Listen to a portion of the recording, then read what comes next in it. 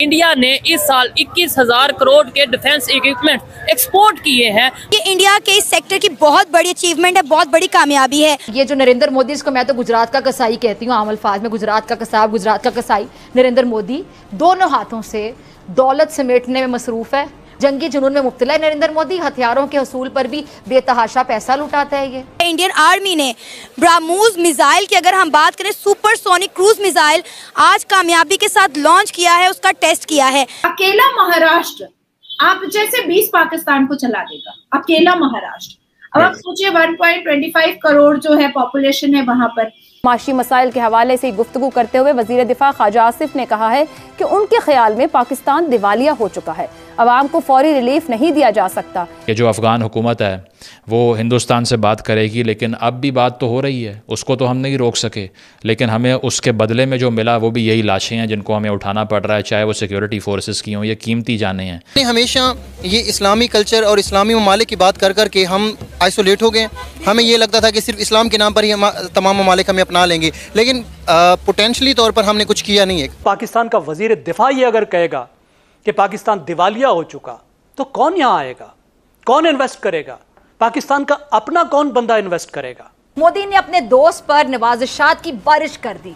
उसके असर और रसूख के बायस कह लें कि मुल्की और गैर मुल्की मालियाती इदारे अडानी की कंपनियों को भारी कर्जे देने लगे और यूं अडानी को अपना कारोबार फैलाने का जो सुनहरी मौका है वो मिल गया और देखते ही देखते वो हवाई अड्डों, बंदरगाहों का मालिक बन गया। जय हिंद दोस्तों, फनतंत्र में आपका स्वागत है। भारत की तरफ से डिफेंस के क्षेत्र में एक बहुत ही अच्छी खबर आ रही है, वो है भारत का डिफेंस एक्सपोर्ट। जी हाँ दोस्तों, भारत का डिफेंस एक्सपोर्ट 2.62 बिलियन डॉलर के पार पहुंच चुका है, जो अब तक के भारत के इतिहास में सबसे ज़्यादा है। इसकी जानकारी भारत के रक्षा मंत्री राजनाथ सिंह ने दी। उन्होंने ट्वीट करके बताया कि इस साल का भारत का डिफेंस एक्सपोर्ट सभी वर्षों की तुलना में शीर्ष पर रहा है। भारत का इतना बड़ा डिफेंस एक्सपोर्ट होने के सबसे बड़े श्रेय पीएम मोदी के द्वारा चलाए गए मेक इन इंडिया कार्यक्रम को जाता है। जब से भारत में यह कार्यक्रम लॉन्च हुआ है, भारत ने सिर्फ डिफेंस के क्षेत्र में ही नहीं बल्कि और भी कई क्षेत्रों में आत्मनिर्भर बनने के साथ साथ दूसरे देशों को भी एक्सपोर्ट कर रहा है। भारत का इस साल का डिफेंस एक्सपोर्ट पिछले साल की तुलना में 32% अधिक है। भारत का इतना बड़ा डिफेंस एक्सपोर्ट देखकर पाक मीडिया की आंखें फटी की फटी रह गई। वे चर्चा कर रहे हैं कि भारत डिफेंस के क्षेत्र में अपने यूज करने के साथ साथ दूसरे को भी एक्सपोर्ट कर रहा है और हम अभी से छोटी चीज़ों के लिए चीन पर निर्भर हैं। हमें भी भारत से यह सीखना चाहिए। तो चलिए देखते हैं कि इस मुद्दे पर पाक मीडिया और क्या कह रही है। इंडिया ने 21,000 करोड़ रुपया सिर्फ एक साल के अंदर कमाया है। मतलब इतना उन्होंने पैसा कमा लिया वेपन से। अभी तो उनके पास कितनी चीज़ें पड़ी हुई हैं। अभी वो यानी कि ट्रेन एक्सपोर्ट करने जा रहे हैं, मैं रिसेंटली न्यूज़ सुन रहा था। उसके बाद यानी कि उन्होंने और भी यानी कि काफ़ी ज़्यादा चीज़ें बनाई हैं। आईटी सेक्टर में देखें कि इंडिया यानी कि आईटी के जो उनके लड़के हैं, जो लड़के हैं वो काम कर रहे हैं, वो रेवेन्यू इतना जनरेट कर रहे हैं। पूरी दुनिया की सबसे ज़्यादा जो यानी वो मार्केट की नज़र वो इंडिया की मार्केट के ऊपर है कि इंडिया यानी कि इस टाइप के लोग प्रोवाइड कर रहा है, सोर्सेज प्रोवाइड कर रहा है कि इंडिया को ज़ाहिर सी बात है वो तरक्की कर रहे हैं। और भाई की बात बिल्कुल गलत है कि हम लोग यानी कि वो अपनी जगह पे कर रहे हैं। पाकिस्तान मतलब ये पाकिस्तान तरक्की नहीं कर रहा। पाकिस्तान बिल्कुल जो पॉलिटिकल जो सिचुएशंस है पाकिस्तान के अंदर, इनकी वजह से पाकिस्तान का डाउनफॉल जा रहा है। इंडिया को मोदी ने कहा था कि वो कहते हैं ना कि पाकिस्तान के साथ जंग की जरूरत नहीं है, पाकिस्तान अपनी मौत आप मरेगा।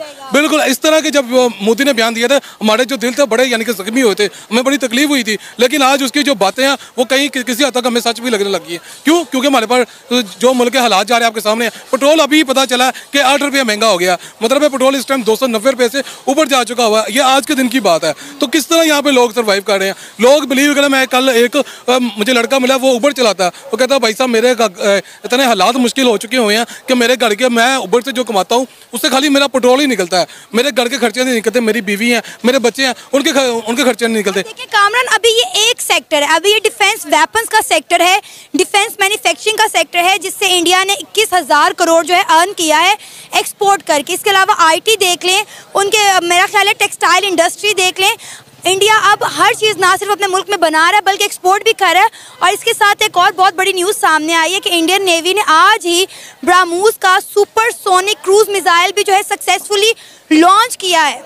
बिल्कुल, मैं तो हैरान हूँ। वैसे इंडिया ये मिसाइल भी लॉन्च कर रहा है, हम भी अपना दिफाई बजट बनाते हैं, हम भी अपने दिफा के ऊपर तकरीबन पाकिस्तान का 80% जो बजट है वो हम लोग लगाते हैं किसके ऊपर, डिफेंस के ऊपर। लेकिन हमें उस डिफेंस का फायदा क्या जब हमारे मुल्क के अंदर लोग ही खुशहाल नहीं है। और अब आप ये देखें कि हम भी अपने बजट का बहुत बड़ा हिस्सा डिफेंस पर लगाते हैं, लेकिन आप ये देखें कि हमारे मुल्क में अभी पिछले कुछ दिनों में कितने अटैक्स हो चुके हैं।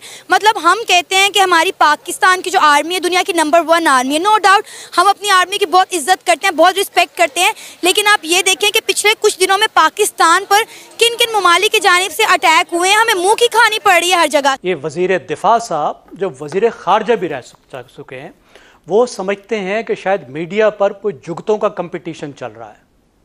वो समझते हैं कि जो पाकिस्तान है वो शायद कोई चौपाल है उनके शहर सियालकोट की, जहां वो जितनी लंबी लंबी चाहें छोड़ें। इंतहाई गैर जिम्मेदाराना बिहेवियर है उनका भी और बहुत से अहम तरीन लोगों का। वो जो कहते हैं उनके कॉन्सिक्वेंसेस होते हैं। उन्होंने जो इस्तकबाल किया था, जो जश्न मनाया था तालिबान के आने पर, आज तक वो पाकिस्तान को हॉन्ट कर रहा है। और पाकिस्तान का वजीर दिफा ये अगर कहेगा कि पाकिस्तान दिवालिया हो चुका, तो कौन यहां आएगा, कौन इन्वेस्ट करेगा, पाकिस्तान का अपना कौन बंदा इन्वेस्ट करेगा? सब लोग डॉलराइजेशन की तरफ नहीं जाएंगे। मतलब एक गैर जिम्मेदारी की कोई हद होती है। और असूल होता है कि जब कोई एक वजीर बोलता है, जब काबीना का कोई एक मेंबर बोलता है तो पूरी काबीना बोलती है, हुकूमत पाकिस्तान बोलती है।